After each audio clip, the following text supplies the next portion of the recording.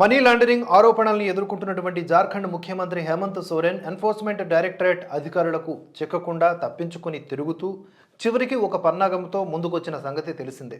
తొలుత కనబడకుండా పోయి తరువాత లొంగి విచారణకు హాజరయ్యే పరిస్థితి వచ్చింది.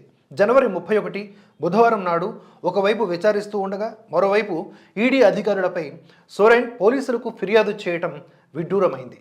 రాజ్యాంగం మనకు కల్పించిన హక్కులను దుర్వినియోగం చేయడం అంటే ఏమిటో సాక్షాత్తుగా సీఎం హోదాలో ఉన్నటువంటి వ్యక్తి చూపించటం నిజంగా శోచనీయం. అయితే ఎస్సీ ఎస్టీ వేధింపుల నిరోధక చట్టం కింద ఈడీ అధికారులపై తగిన చర్యలు తీసుకోవాలని చెప్పి ధృవ పోలీస్ స్టేషన్లో సీఎం సోరెన్ ఫిర్యాదు చేసినట్లుగా రాంచీ పోలీసులు వెల్లడించిన సమాచారం. అందుకనే ఈ మాట అనవలసి వచ్చింది. ఇక గడిచిన 29 జనవరి సోమవారం నాడు న్యూఢిల్లీలోని సోరెన్ నివాసంపై ఈడీ సోదాలు చేస్తే దానిని దాడిగా చెప్పి ఈ కేసు నమోదు చేయించినట్లుగా సమాచారం. మరోవైపు మనీ లాండరింగ్ కేసులో జనవరి 31 బుధవారం మధ్యాహ్నం 1 గంట సమయంలో భారీ భద్రత నడుమ రాంచీలోని సోరెన్ నివాసానికి చేరుకున్న ఈడీ బృందాలు సోరెన్ని ప్రశ్నించాయి. భూ కుంభకోణం కేసులో గత 10 రోజుల్లో హేమంత్ సోరెన్ను ఈడీ అధికారులు ప్రశ్నించడం ఇది రెండోసారి. అంతకుముందు జనవరి 20న కూడా హేమంత్ సోరెన్ను 7 గంటలకు పైగా అధికారులు ప్రశ్నించారు. రెండోసారి విచారణ మొదలైతే తన అరెస్టు తప్పదని ముందుగానే ఊహించి తొలుత అబ్స్కాండ్, తరువాత ఎస్సీ ఎస్టీ అట్రాసిటీ కేసు, ఆ తర్వాత సీఎం పదవికి రాజీనామా, ఆ ప్లేస్లో తన భార్యకు కుర్చీ దక్కేలా చేసినటువంటి మంతనాలు ఇవన్నీ కూడా వరుసగా చోటు చేసుకున్నాయి. విచారణకు ఏమాత్రం సహకరించలేదు సోరెన్, దేనికి సమాధానం కూడా ఇవ్వలేదు. దీంతో అరెస్ట్ అయ్యారు. ఫైనల్గా 15 ప్రశ్నలు అడిగితే ఒకదానికి కూడా సమాధానం ఇవ్వకపోయేసరికి అరెస్టు చేయాల్సి వచ్చిందని ఈడీ వెల్లడిస్తోంది. వీటి నడుమ తన రాజీనామాను గవర్నర్ సిపి రాధాకృష్ణన్ ఆమోదించారు. అయితే తన భార్య సీఎం కావాలని అనుకుంటే అది వర్కౌట్ అవ్వలేదు.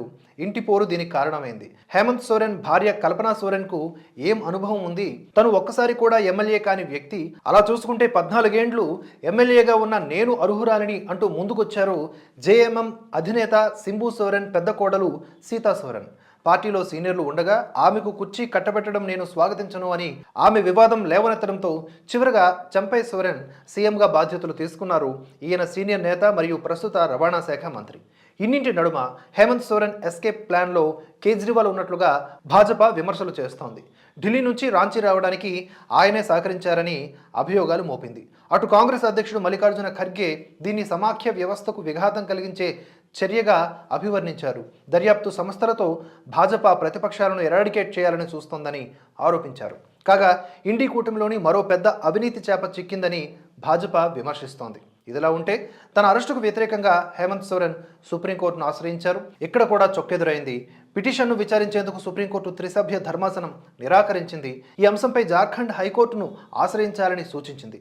ఈ కేసులో ప్రస్తుతం తాము జోక్యం చేసుకోమని ముందుగా హైకోర్టుకు వెళ్లాలని తెలిపింది. మరో అప్డేట్తో మళ్ళీ కలుసుకుందాం. Thanks for watching. జై హింద్, జై భారత్.